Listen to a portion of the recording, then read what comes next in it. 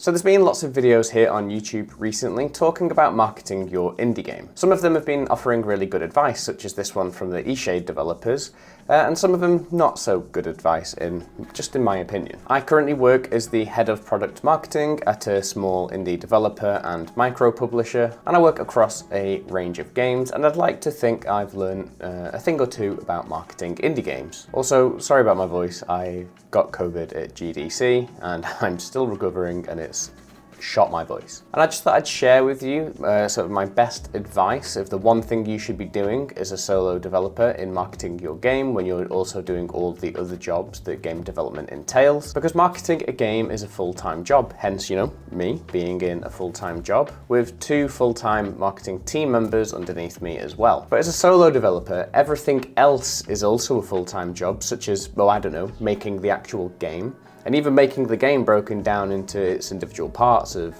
programming, art, music, UI, testing. Individually, they could also all be full-time jobs. So, and I know marketing is its own thing.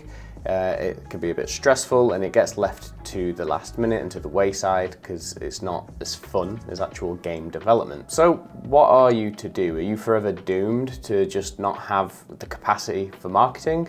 To be making TikToks, probably dancing to like someone like Dua Lipa, cosplaying as a character from your own game? The answer obviously is no. You don't want to spread yourself so thin that you're like Marmite on a cream cracker. So how is best to use your allotted small amount of marketing time the most efficiently? And I'm here to tell you to drop everything you're doing and focus solely on Steam events. And of course, I'm not saying you shouldn't be doing social media, blogging, devlogs here on YouTube, paid advertising. If you have the time and the patience, obviously you should be doing all of the marketing stuff that you need to be doing to make a successful game. I'm specifically talking here about solo developers or like small teams who don't have a dedicated marketing person. Ideally you'd have a full-time person on the team doing the game's marketing, but that's not the case for everyone. Or you'd have a publisher doing it as well. But again, it's not the case for everyone. Not everyone wants that, or not everyone knows how to get a publisher. So yeah, this advice is solely for the scrappy solo developers or like 2-person, 3-person teams that have no experience in marketing and just want to get it done, get the base level that they need to do done. For those of you who don't know what I'm talking about, Steam regularly hosts themed events and sales, which include games that are already released and upcoming games. And this allows those games to get their store page in front of more eyes, in front of more people who are already on the platform, in a mindset of they're there to, browse this list and potentially buy a game or wish list an upcoming game that seems interesting to them. Like, they're your target audience on the platform that they are going to buy the games on. So 10 eyes through a Steam event is, to me, way better than like 100 or 200 views of social media post out of context on a platform that someone's not primed to be in that kind of game buying state. They'll be on the bus or they'll just be in between lectures or sat on the sofa. They're not in browsing mode. Now, Steam events, I'm gonna say, are split into 2 categories. There's those hosted by Steam themselves and those hosted by third parties. The ones that Steam are hosting themselves, they've actually published all of the ones that they're going to be doing throughout 2024, including the dates of all the seasonal sales. They're on the Steamworks site, which I'll link below. But then you've got ones that are organised by third-party studios, such as the recent Digital Tabletop Fest by Auroch Digital. That's just one example of a range of others. And what you're hoping for here is front page featuring on Steam. All the ones hosted by Steam themselves will get that front page featuring, but they're also going to be really crowded with games. They're going to be very oversaturated, which does reduce the game's visibility in the event. But they're free to enter and your game will be automatically accepted as long as it fits the theme of the event.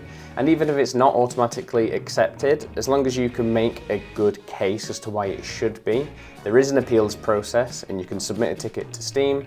So for example, if your game wasn't tagged farming and it was tagged wrong and it hadn't been automatically made eligible for the farming fest, you can write to Steam and you can explain that actually no, your game does have farming as a core element, and they'll review it and potentially they will put you into the fest anyway.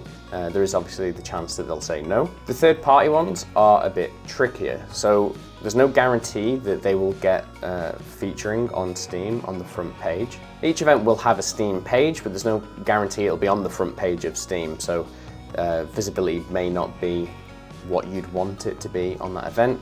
So that's why it's important to be in as many of these as possible. And a large majority of these are free to submit to, so there's no cost other than the time it takes to fill in the form usually. Some of them accept everything that applies for them, some are a bit more curated, but again, they're free. You just want to keep applying and applying. And as long as your game fits the theme, you will get into some of these events. Some, however, you do have to pay for, but you know, that trade-off, if you can afford it, may be worth it. So for example, Invaluable previously has had featuring on Steam. If you want to apply, it's $75 per game. Then there's no guarantee it'll get featured again the next time around. But based on, you know, what's come previously, there's a good chance it might. So that $75 may be a good gamble for you. But how do you actually find out about these third-party Steam events? Well, I'm sure if you're an indie dev who has got any interest in marketing whatsoever, you've probably heard of Chris Zukowski of howtomarketagame.com. In December 2021, he did a blog post talking about this specific subject, about how you need to start getting in Steam events, and he had a lot of data to back up the sort of stuff that I'm saying here. But in that post, he shared a link to a Google Docs spreadsheet, which is maintained by the How to Market a Game community. And it keeps track of all the previous and upcoming Steam events, these third-party events that have been hosted by other companies. And of course, I'll leave a link to the spreadsheet and Chris's original blog post in the description below. Now, in the spreadsheet, you can easily filter the games by kind of order of submission date. So you just want to, you know, every week go onto this spreadsheet and organize it. So you can go up to the M column. You can right-click, sort from Z to A. Then you scroll down to the green and yellow highlight sections and you can see kind of when the submission windows are for those events. Now you can't apply for everything, your game may not fit the theme of the event. For example, there's the London Games Festival, which is on this sheet, but unless your studio's based in London, you're not going to be accepted. There's kind of no point applying. But some of them are a bit more general, like Invaluable, which I mentioned, or like usually they're themed by genre, like the Tabletop Fest. But yeah, this is like a gold mine of information in this spreadsheet. And despite this post being quite old, the information in it is still relevant. That's why I'm making this video today. This is what you do in indie game marketing. This is kind of what drives wish lists and sales. It's getting into these events and getting the visibility on Steam. Now, of course, at the start of the video, I mentioned the Eastshade video, and I highly recommend you watch that in conjunction with this, because it's got some really good actionable tips on how to make your Steam page as good as it could possibly be, as well as how to do market research on other Steam pages that are kind of in competition with your game.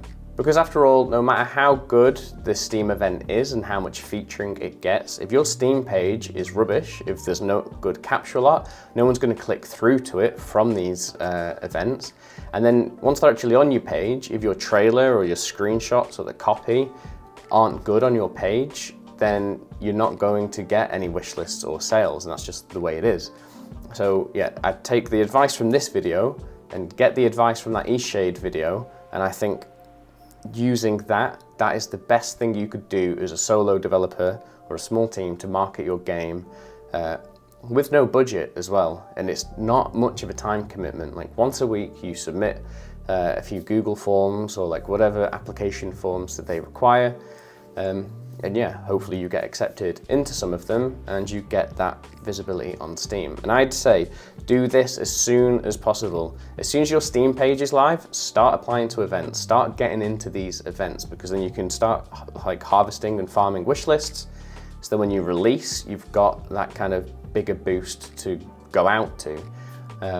Because that's, you know, that's a whole separate topic, is releasing without enough wish lists. I keep seeing like friends in my community just releasing games with no wish lists, and then they do like kind of small numbers.